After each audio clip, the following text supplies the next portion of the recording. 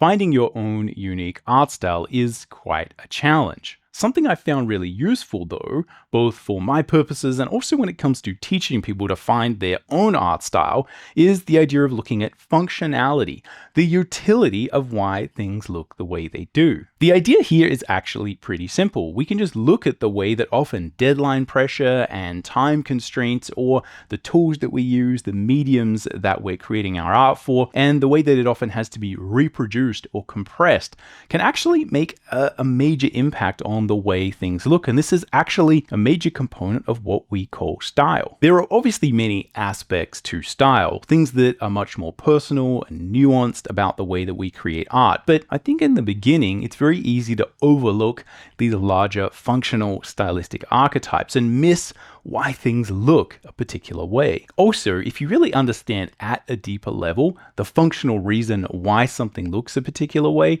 it's a lot easier for you to take on that style and really make it your own. There's lots of different ways that we could study this and learn more about these ideas, but I think a really good example is the way that deadline pressure and publishing schedule actually affects a lot of comic book style. So what I want to do in this video is a study session where we look at the differences between Western comics, manga, and Franco-Belgian or European comics, and look at how the different publishing schedules and the different deadlines, I think, really drastically affect the kind of styles, the looks, and also the storytelling that you get from these different but similar mediums. It's also worth mentioning that the paper that they're printed on allows more detail and a different type of art. In the beginning, you might look at something like the heavily detailed French comics or the really sort of simple black and white manga comics and kind of think like this is a choice, like which one do I want to do? But you have to really consider what went into making that, because the pace that these things are created directly influences all of these things I've been talking about. And I think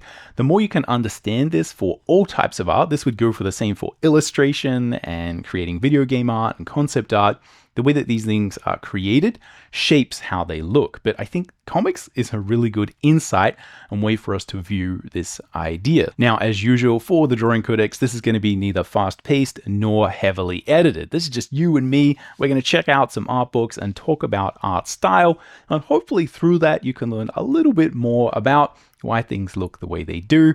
And this may help you to understand how to find your art style a little bit better. So anyway, hopefully that sounds interesting. Hopefully you'll join me. Let's jump in and get started. Alright, welcome to the Drawing Codex. My name is Tim McBurney. I've been a professional working artist for over 20 years, and on this channel, we're all about drawing cool stuff from our imagination, embracing the challenge of drawing, and mastering the craft of line and color illustration. Now, if you'd like to learn more about illustration and picture making, you can check out my free illustration mini workshop. It charts my journey going from an amateur to a professional, and I talk a lot about really important issues such as how to get more detail and polish in your work, how to plan your images, create thumbnails, and also a few thoughts on how to approach being a professional artist. As I said, it's free. The link will be in the description. Go check it out if that's something you're interested in. Okay, just quickly, before we jump over and look at some actual books, I think it's worth underlying this basic concept, because this is a major reason why something like concept art looks the way it does, or something like a Magic the Gathering card looks the way it does, or a book cover. These things are very much obviously particular artist styles, but in order to kind of work in different industries, you often do have to take on the deadlines, the publishing schedule, and you have to consider, is this thing going to be printed small? Is it going to be printed big? Is it going to be printed on rubbishy paper like manga? Or are we going to have really good sort of ink limits and ability to add a lot of detail, a lot of subtlety in something like sort of a Franco-Belgian comic where, again, things are printed on really nice paper? These are all considerations, and they drastically affect like what you can actually do. So we can kind of pick different styles and looks and visual language, but if we miss why things are looking a particular way, it's easy to get into an industry or try and do a particular thing and just find that you're kind of cutting against the grain, right? Like you're pushing stuff uphill because you're working against what that particular medium is good at. So again, I think there's many reasons why this is sort of really important to pay attention to, not just from like, hey, what look do I want? But if you're actually trying to do something with your art, looking at why things have historically looked that particular way. I think we can find a lot of insight here. It's also worth mentioning just quickly that if we kind of zoom out from what we'll be doing here, which is looking at comic books, it is really important to also match your general proclivity for things like patience, or whether you're really interested in storytelling, to the industry that you're trying to get into or that you're focusing on. Things like concept art, and the reason that concept art looks a particular way is often because we have this crazy schedule. We have to just create a whole bunch of different art in that industry. Versus if you're making a book cover, it's going to be highly detailed. You can spend 100 hours, 200 hours on a single image. Like you rarely ever get the opportunity to do that in concept art.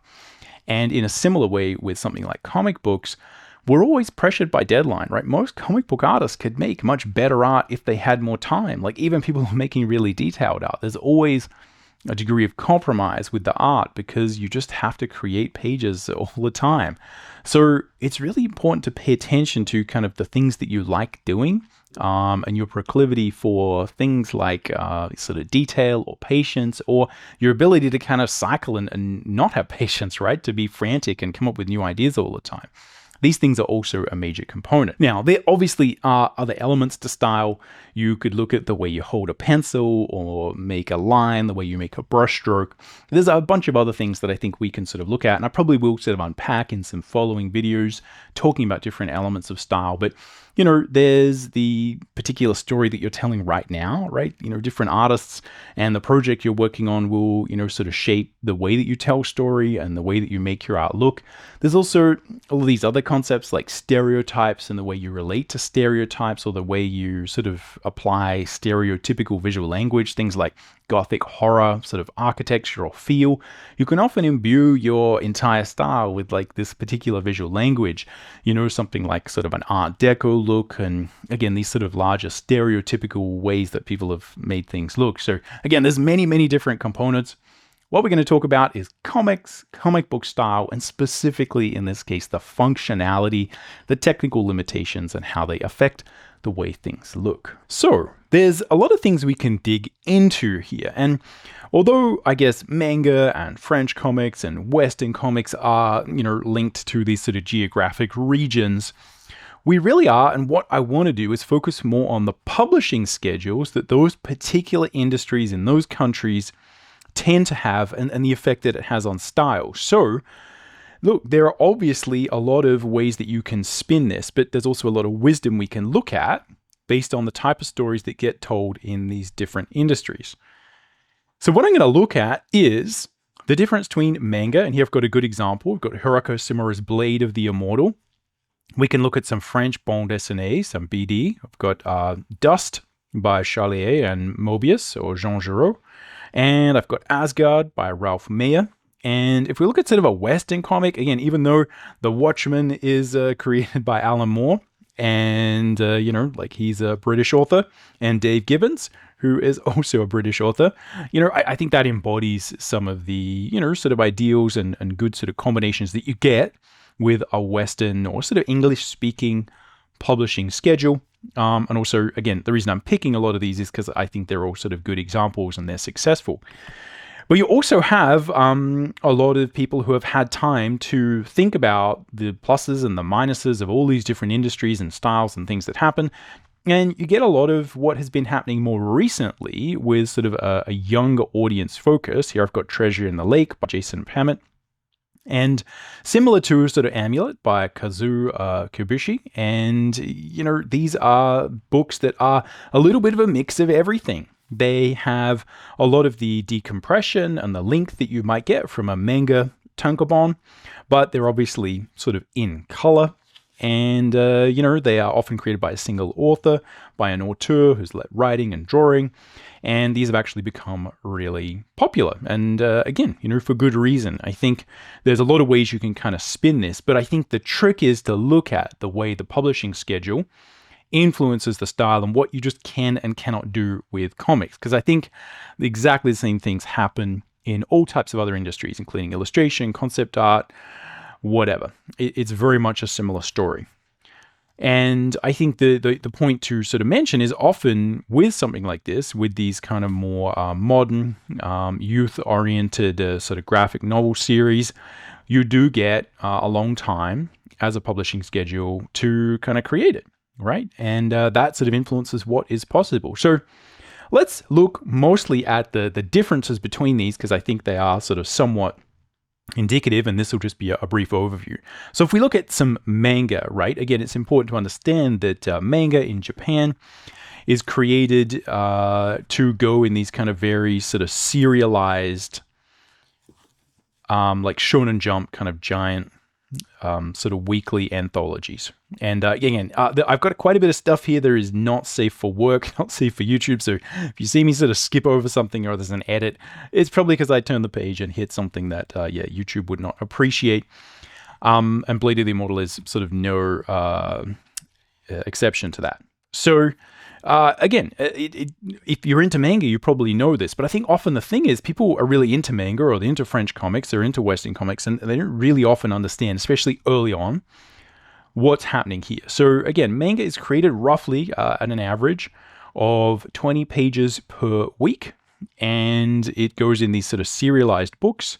And what we often get in English-speaking markets is the sort of collected edition, or the tankobon. This is like an omnibus of Blade of the Immortal. A normal tankobon is kind of like similar to this kind of size, right? But this is not how it's, this is not what defines the success of a manga.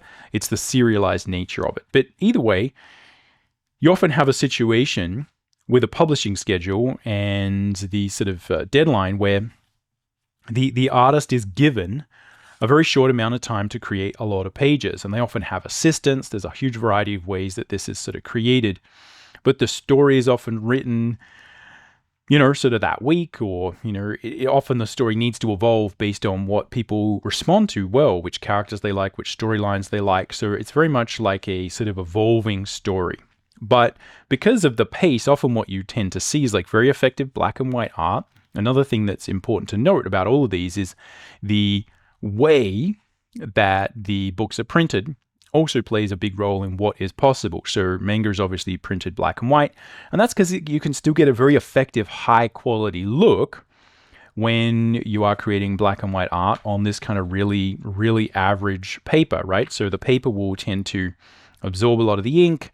It'll, it won't reproduce color that well. Because basically what happens is if you're looking at sort of a CMYK sort of color scheme, then what's going to happen in most cases is, you sort of soak a whole bunch of ink into the paper. And if you're doing that on sort of newsprint or something of lower quality, what happens is you kind of saturate the paper, and then when you put more ink in, it kind of just doesn't act, it just turns to mush, right? So that's, paper typically has an ink limit, and that defines how much sort of saturation and quality and stuff you can actually get in there. So manga is created with this kind of higher production schedule. It's a lot more sort of chaotic. It's a lot more sort of week to week, month to month. There's not this ability to kind of plan stuff. And I think this influences both what is possible with the art and often the focus on, sort of people talking, right? We'll dig a little bit more into manga specifically, but yeah, what you're looking at here is art that is often created very quickly on a sort of weekly schedule. Now, if you compare that to the kind of French artists, or the Franco-Belgian sort of French/European comics, whatever you want to call it, we'll just sort of refer to it as a bande dessinée. Often you get a lot more detail, and this is because artists typically are given a lot more time to create a book.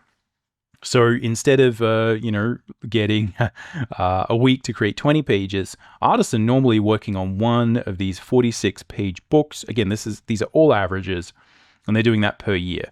So if you do the math, you're basically getting to create one of these pages per week. Now, again, some artists are faster, some are slower, but it's a significant difference to 20 pages a week. And that's often why you get the ability to create a little bit more sort of polish in the art.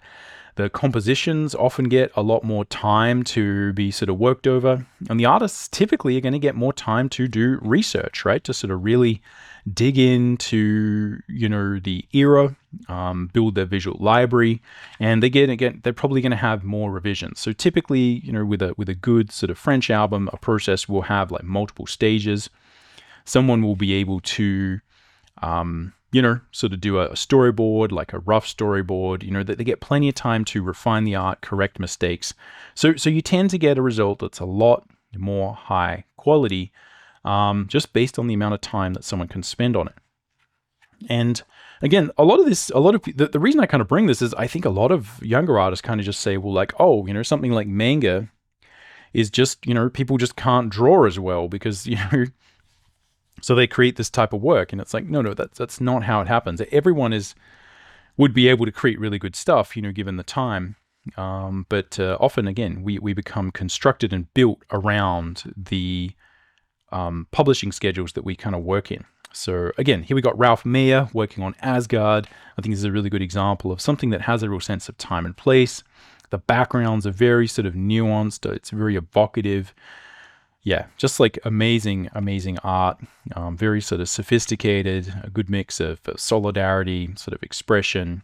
And this is a lot of what you will sort of tend to see in a typical, really, really good French bande dessinée. Another example of this would be something like here we got Blueberry by Giraud, Moebius. And you can see just from the inside flap, right, is a good example of what I think people often appreciate about the bande dessinée, and also the thing that often separates it and we sort of associate with creating art for this particular sort of comic book medium or style. And the reason for this is, that you just are given a little bit more time, and when people have more time, they develop these skills to kind of really think about the background and the space. You also have to compress things into one shorter story. So you tend to get a slightly different storytelling style. And this is because, again, an artist is getting, typically speaking, a whole week to create a page. Now, again, it's not exactly like that. But yeah, I think that's a good sort of ballpark to shoot for. Again, a lot of artists spend more time than that. But yeah, here we have, really, really great sort of storytelling, really great sort of storytelling style. So you're just more likely to see these types of panels where there's no assistance involved. This is the actual artist creating a lot of these backgrounds, all the background characters. You're just going to see a little bit more sort of polish, a little bit more refinement. And often the ability to kind of really add some artistry to some of the panels. A lot of artists get really, really good at, creating the colors. A lot of people create painted work. So yeah, just the time involved allows a lot of stuff that, otherwise just simply wouldn't be possible. And you also get the development of a lot of compression techniques, right? The ability to put a huge number of, sort of panels on a page. This is quite a challenge to do this and really sort of make it work well. So yeah, again, just a very, very particular style born out of a very, very different publishing schedule. And this is because, again, the audience, the industry, the publishing, like the entire system runs around these kind of 46-page-ish, again, some are longer, sort of tomes that will come out. And so typically you kind of just wait for these things to come out. And, really popular ones, they have a series that's been going for 20 years or something like that. And, this is what you see with classic bande dessinée like Tintin or Asterix.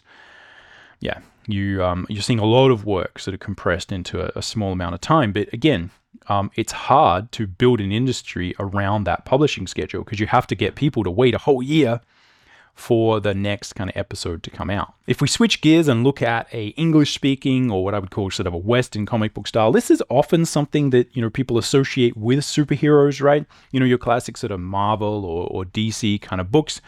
And a lot of the storytelling kind of stems from that style because that's where a lot of the artists who work in the English-speaking industry sort of come from, right? Is reading superheroes and, working with that particular publishing schedule. And this is a publishing schedule where essentially you've got like a 22-ish page book that comes out every month.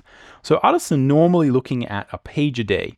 But you often have, as we have here an example, we've got Fantastic Four by the late Mike Wieringo, written by Mark Waid. And here, again, the inker is not Mike Wieringo, it's Carl Kessel, and we've got colors by Paul Montz. And again, aided by someone else. So again, and the lettering is also done by someone else.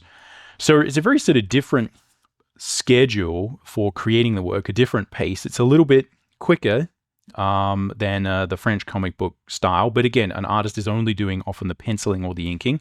Although again, there's an infinite number of possibilities for people to create all the work themselves. And a lot of people working in the English speaking market do create, pencils, inks, colors, and a lot of them do it on a 1 day per page schedule. But yeah, you're going to get a slightly different result that's a little bit in between, right? Still, a little bit more focusing on figurative work. Again, good mix of sort of action and storytelling. But yeah, the specific way that these books are put together in terms of the production line, right? Different penciler, inker, colorist, letterer, writer, versus often a bande dessinée, which has got, 1 or 2 people working on it normally. Often someone does color it, but it's a very different sort of look that you're going to get.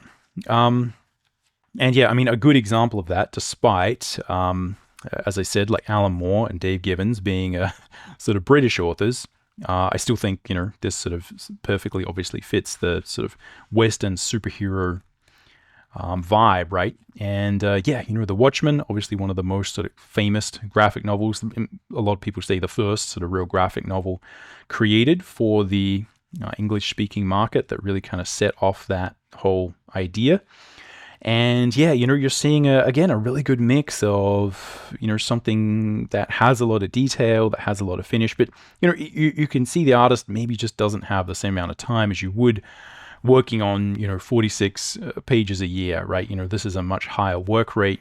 Again, utilizing sort of a separate artist sort of coloring things, separate artist I think lettering it as well. But yeah, amazing work, and certainly an amazing work of storytelling with sort of Alan Moore, Dave Gibbons collaborating on this. But yeah, I mean, what you're seeing is kind of this page-a-day style of art. Again, some artists are going to take a lot longer. A lot of the artists that people really admire and say, oh, wow, their art is really sort of next level, is really top-notch, they do spend a bit more time. But again, the delta between spending 1 day per page or 2 days per page versus spending 1 week per page is pretty significant, right? I think it's sort of really important to appreciate that kind of difference, right? Because the interesting thing with a lot of comics is to get the last bit of quality takes significantly more amount of time, right? You can get to a certain level by applying a lot of sort of efficiency and stuff like that. But again, at some point, just drawing all these backgrounds, even at this kind of level of detail and that kind of pace, which is, amazing, right? These details are fully living, breathing. It just takes a certain amount of time. But, to get more, it doesn't just take a little bit more time. It often takes twice as much time to get another 5% or 10% of quality, right? That's just how the world tends to work, right? In terms of, you being able to get more quality out of stuff. But yeah, all of these books that I'm kind of showing are obviously kind of amazing, but I think it's important to consider, as I keep saying, just the functionality and the publishing schedules in, as a major component of how these things look. So what's interesting is that often many comics have their roots in the sort of newspaper strip, or these kind of heavily serialized, shorter kind of stories where you get a little bit of an installment each week. Here we've got a book, Flash Gordon by Alex Raymond. And this would have been sort of coming out in the 30s or something like that. And, these would have been these Sunday strips, right? These installments of a little fantastical story that, everyone would kind of read. Everyone read newspapers back then. And in the same way that everyone watches Game of Thrones, everyone watches whatever TV show and they can discuss it. This would have been similar. And, creating this would have been extremely prodigious, right? The pinnacle of comic book, or, in many ways artistry, was to become someone like Alex Raymond and create a comic like Flash Gordon, or, like Prince Valiant by Hal Foster, or the other sort of, typical examples you get. And, to be able to create this was the pinnacle, right? This was the most prestigious thing you could potentially do. Comic books were much more sort of low rent than this. You wanted to be in the paper, but it did mean you're literally on newsprint. And the production quality there is not great, right? It's pretty terrible. Let's see if I can sharpen this up a little bit. Boom. There we go. Very bad reproduction. So you kind of had very particular styles that were created for this purpose. And, they kind of survived this printing, sort of simple colors. That was all that was possible back in the day. Wasn't really possible to, just sort of paint something and separate it and print it. The color reproduction had to be done a particular way. The line reproduction had to be done a particular way. Sort of very technical process. But yeah, that's often why you get these particular styles. And you get a lot of stylistic affectations about like how big can you make a line before it kind of disappears or will bleed into another line. And that's where a lot of these heavily stylized looks that you might sort of see come from, right? So if you look at sort of Dave Gibbons' work on the Watchmen here, you can see the sort of heavily stylized sort of hatching that tends to sort of accompany this type of work. And again, this is a stylistic affectation that's solidified from a lot of those ideas of what will and will not print based on what the paper will do, right? Like how thin and sketchy can you make the lines before it all kind of turns to nothing, especially when you're laying those on top of color. So if you are just kind of working in black and white, like we would be with a manga, you can see like Blade of the Immortal, you can see that there is a lot of sketchiness here, right? There's a lot of this real sort of fine sketchiness, and often there's also the halftone. But I think the reproduction for this it's just black and white. That's why they use the tones, because they're not actually printing grayscale. They're just printing literal black and white. And so when you do that, a lot of other things sort of become possible in terms of, I think, essentially the fine detail and the way that might sort of reproduce despite it being on sort of very low quality paper. So again, these things are non-trivial, the reproduction side of it, and the way that it affects sort of what the style looks like. And, then again, you have many, many years later, people are still doing exactly the same thing because it works, right? Because it gives you an effective style. But again, in many ways, a lot of these Sunday strips were similar in many sort of different parts of the world. But as the different publishing sort of systems diverged, and some went to make sort of more comic books. Some went to, continue to make those sort of French bande dessinée tomes.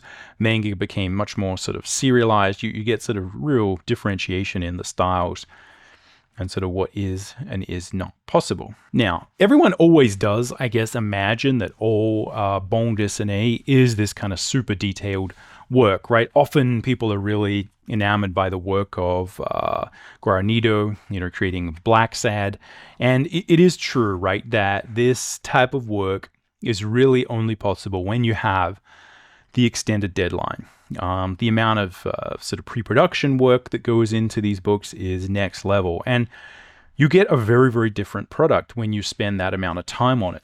But you also have to create a story that's worth telling, that's worth pouring a whole year into. And you have to compress the story and think more about each panel and exactly what's happening, which you just don't see in a lot of manga. A lot of manga is a lot looser in the way that it is sort of paced, and the way that, frequently you have 20 pages being taken up by nothing. It's two people kind of looking at each other. And that's often, I think, because the mangaka doesn't really know what's going to happen next, so they put in a bit of a filler, or you often have this thing where two people are fighting and then all of a sudden there's a flashback to some other thing. Yeah, it's a completely different way of storytelling. And in order to kind of put this amount of effort into each panel, you really need to make sure each panel works, right? That each panel is worth telling, that the story overall is worth telling, that the thing you're making is going to be something that, you'd be really happy as an object to kind of, show people in 100 years, right? It really needs to be much more of a sort of finished product overall, right? So again, a lot of these things influence the storytelling and everything else. But I mean, if you just look at some of the detail, just going back to this page, it is kind of crazy, right? If you sort of look at, for instance, here we just got this panel, and there's just a panel of the guy kind of coming out of a door, but firstly the door is drawn perfectly in perspective. We got all this sort of inlay and sophistication, and look at the tiles, right? The tiles, they're all plotted in perspective, they're all painted in watercolor. We got this sort of wallpaper or whatever it is here, right? And it's kind of matching over there.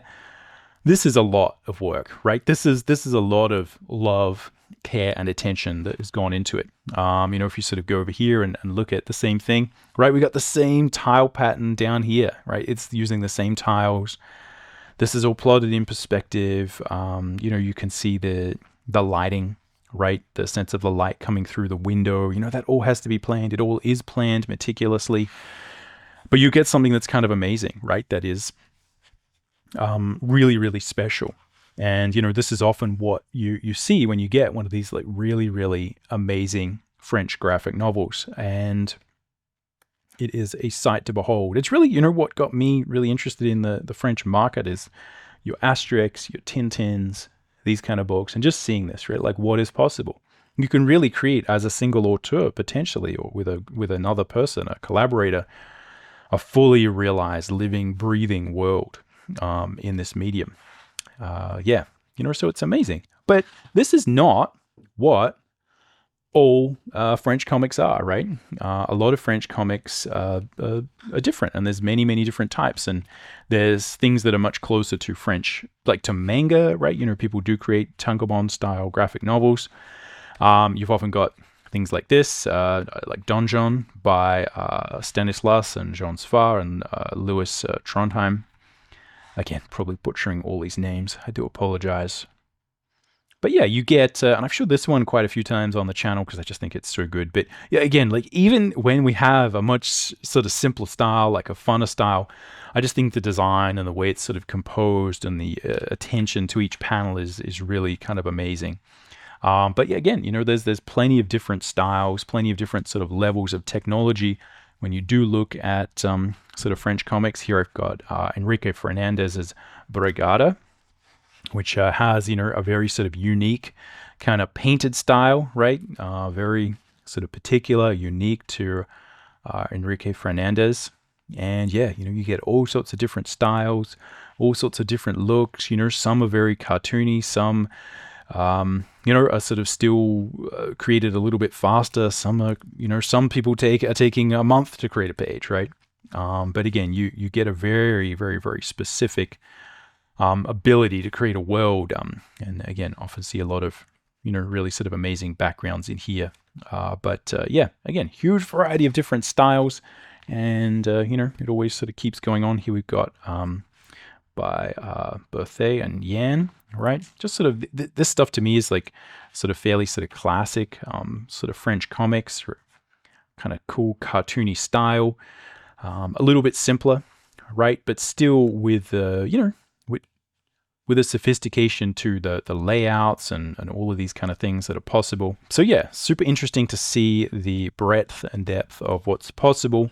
And then, you've always got the classic, right? Your sort of Droulet, sort of heavy metal, the old school kind of stuff, just sort of like crazy, right? Lorne Sloan. So this is, again, Lorne Sloan by Droulet.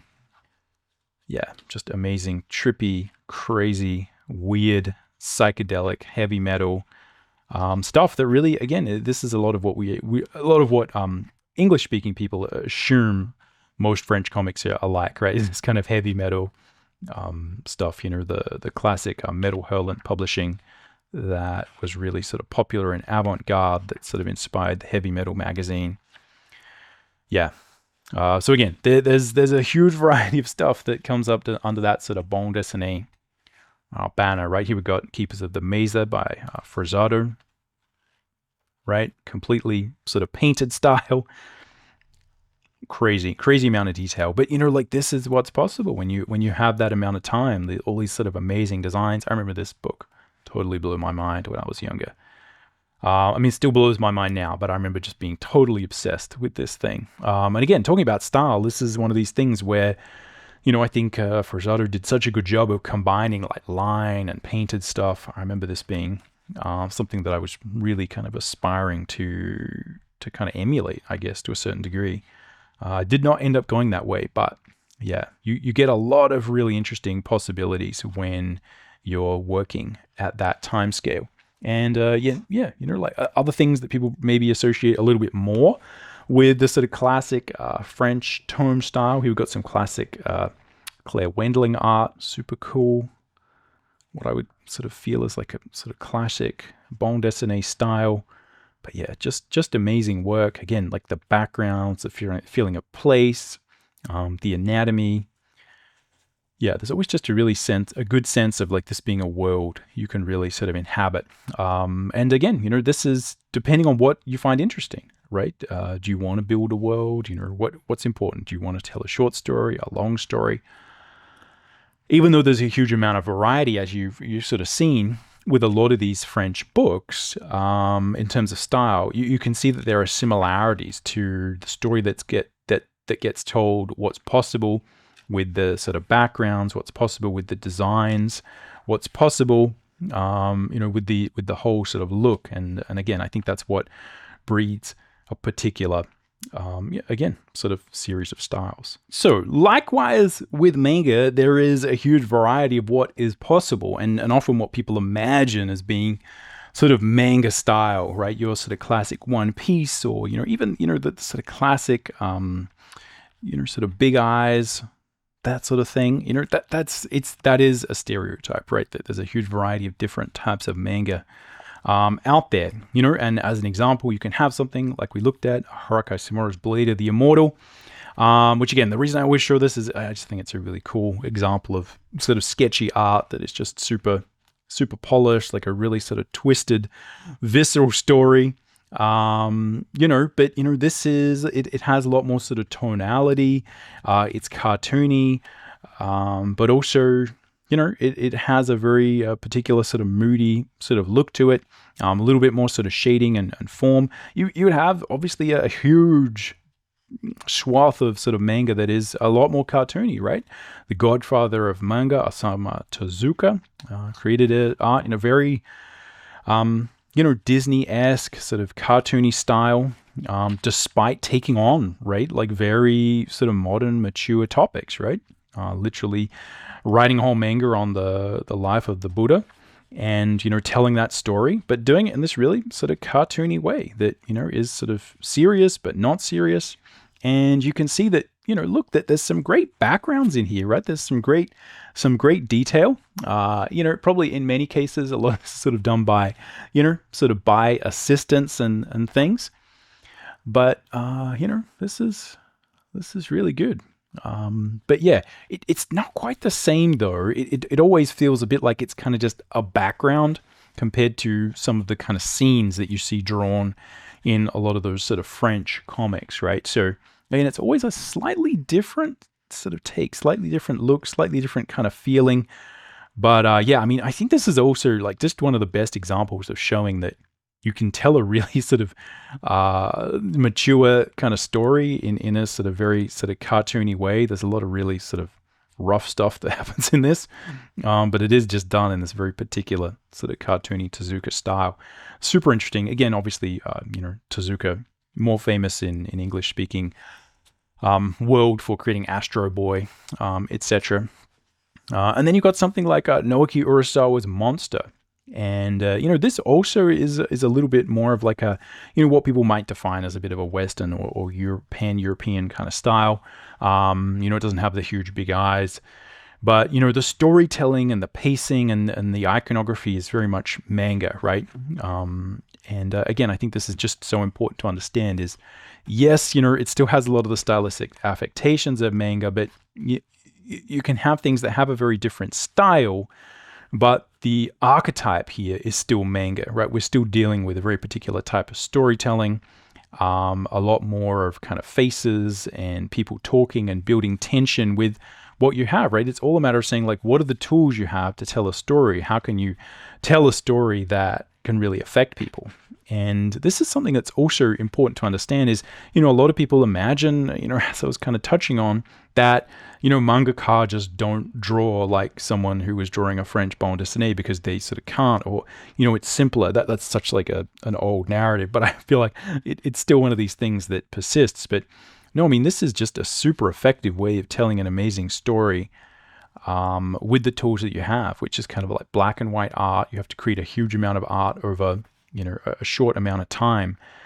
And, again, there's always sort of great backgrounds in Urasawa's work, but you can see that, the main focus, if you kind of zoom out, it's just a lot of characters talking to each other. But the expressions, the subtlety, right, the nuance, like the evilness of the characters who are kind of a little bit sort of evil. the depth to the characterization is really sort of amazing. And once you get into reading this story, you're hooked, right? And it's kind of amazing and very cerebral. In a similar way, to what you would see with a lot of, something like you've got Satoshi Kon's sort of opus, similar kind of style to someone like Kachiro Otomo. But very sort of cerebral, psychedelic, sort of thriller, right? Super interesting. But yeah, still very simple style, right? Very kind of weird, sort of graphic styles. But again, a lot of this has a lot of those roots in that, again, Kachiro Otomo, who was very much inspired, something we'll touch on a bit, by Jean Giraud, by Moebius, by a lot of the European artists. So you can see, again, like there's a huge variety of different styles that are possible, with manga. Here we've got Ichiro Oda's One Piece, right? Something that, a lot of people are fans of in the English-speaking market. And, super dynamic. This is often what people associate manga with. But yeah, this is just one style. But you can see the similarities of what people focus on, how quick the art needs to be. And this is also often why the character designs are so simple, and why there's so much focus put on hair and simple iconography, because when you're drawing fast, it's so much easier if you have a good iconic design that's easy to draw, to kind of replicate it and draw fast, versus if you're dealing with something that's a little bit more subtle, like you had with the Watchmen, right, where you got like 5 people who all kind of essentially look the same. But the faces actually look different. Often when you're drawing too fast, you kind of can be challenged to get all that to work. So if you have these really simple designs, it makes the process of creating it a lot easier, and it's also easier for people to kind of follow, like, who's fighting who. And I think that's so important to understand, is often the entire look of the whole thing is based on sort of the speed of it, and how much you have. And again, there's often weird, interesting sort of things that happen, right? You've got Nausicaa of the Valley of the Wind, Miyazaki's sort of manga. And this feels a little bit more European, right? This is really interesting to kind of look at and see and understand and unpack. It still has a bit of that kind of manga feel, right? But, you can see that there is more focus on these backgrounds. Everything is a scene, right? And this does feel like Miyazaki, the director, right? Where the artist is thinking much more a matter of how to create a scene, how to create this real kind of cinematic perspective. And I think, again, that's why so many people kind of appreciate this. But yeah, to me, again, this has a little bit more of that kind of cinematic feel, that kind of world, the world building that you kind of see with a lot of European kind of books. So again, there's no right or wrong, but yeah, I don't know what the publishing schedule for Nausicaa was necessarily. But yeah, certainly a completely different kind of look to what you would often see with sort of most manga. So again, there's not really any sort of rules or right or wrong. And it's also good to look at, for instance, the way that someone like here we've got Frank Miller's Sin City, and this is kind of a similar problem, right? Like we are going to have, and this one's certainly not safe for work, so I may have to jump over some pages. We're having to create art at a fairly tidy pace, probably more than a page a day, but who knows? And this is a different solution to the same problem, using a lot more sort of graphic shapes, which is still quite effective to ink. So this style is quite a fast style to sort of draw in. Not easy, but just it's something that can be created really sort of quickly. And I think that's just, something that's worth sort of paying attention to, right? This is a really, really effective graphic way of telling a story that, can be very emotionally effective, right? And it really kind of works, right? It creates an entire feeling, an entire mood, despite a lot of the, actually what you see just being sort of very graphic shapes, right? There's not often, a lot of detail and background work, but just the feeling and the abstract nature of it play a huge role. And the other thing that I think is worth looking at, with a lot of these different styles, right? You sort of have like that Nausicaa style. People often are kind of looking to get these kind of feelings into their work, right? the kind of feeling of the hatching or the speed of the drawing or the sketchiness or the looseness, graphic nature to a lot of Frank Miller's work. It's really hard to get this if you're not cranking on pages. Same thing for Blade of the Immortal. There's a lot of this kind of energy to the work. And I think it's so important to understand that a lot of that energy is actually created by the speed you need to work at.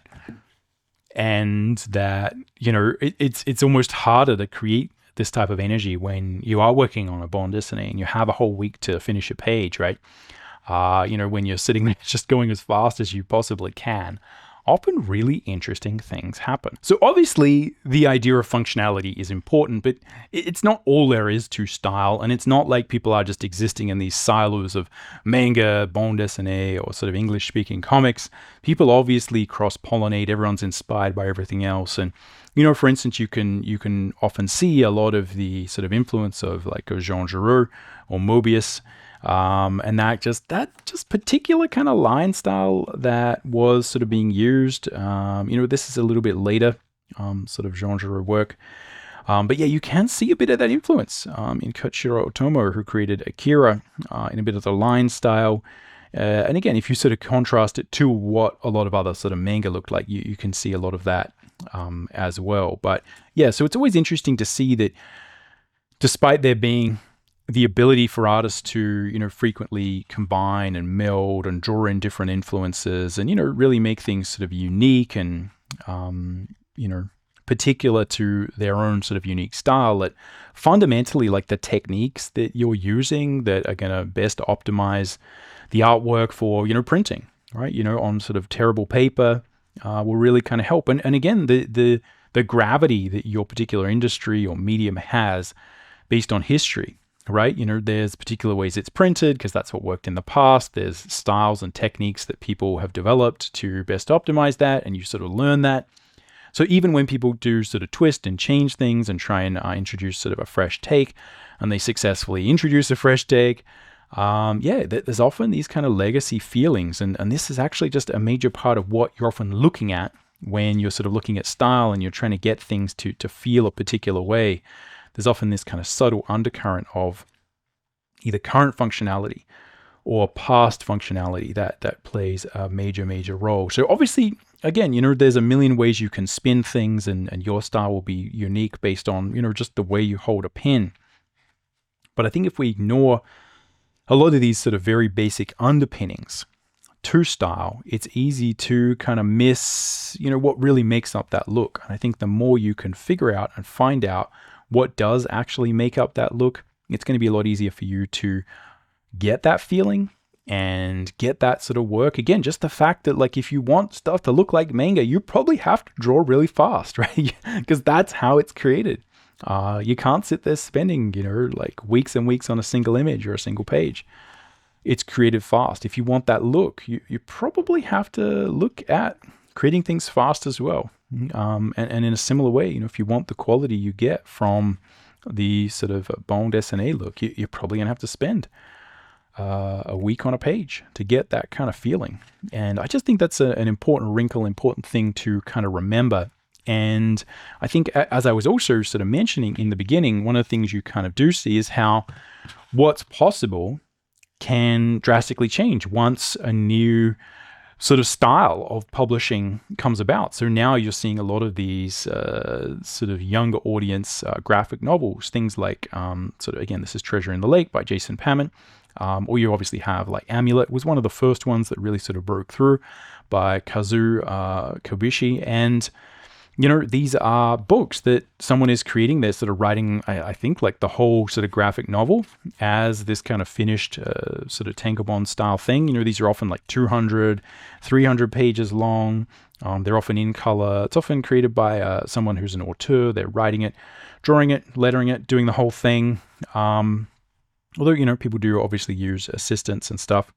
And yeah, this is creating a new possible style for sort of art and what is possible. So again, a lot of it comes down to how much time are people going to give you to, finish your work, right? Like how long do you have, right? Do you have a day for a page, right? Can you work on the same book for a year, or, do you need to constantly release something every week, every month?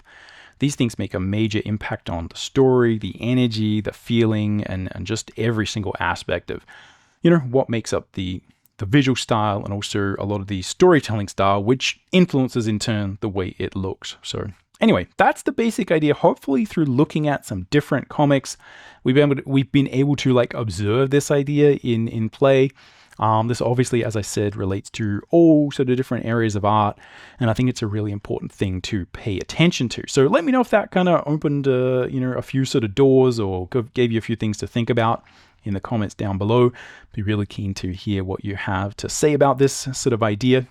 This is just one of these things that I've kind of noticed a lot affecting me in my sort of life, and again, this is the reason I kind of bring it to you. But yeah, anyway, hopefully that was interesting. Other than that, catch you around. Happy drawing.